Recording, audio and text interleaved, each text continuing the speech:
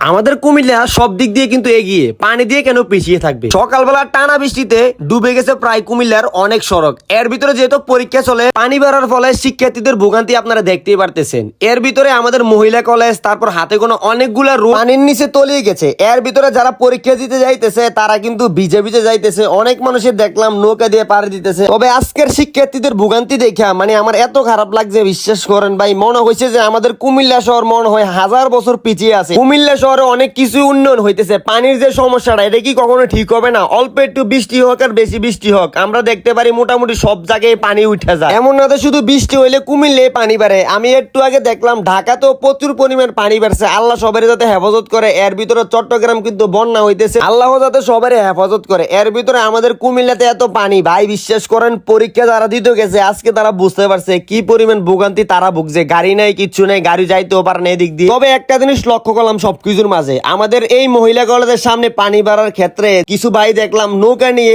ছাত্রদেরকে পারাপার করতেছে। তো সবাইকে ধন্যবাদ যারা এরকম বিপদে মানুষের এগিয়ে আসে। সবাই ভালো থাকবেন, আসসালামু আলাইকুম, সবাই সুস্থ থাকেন, দোয়া করি মন থেকে।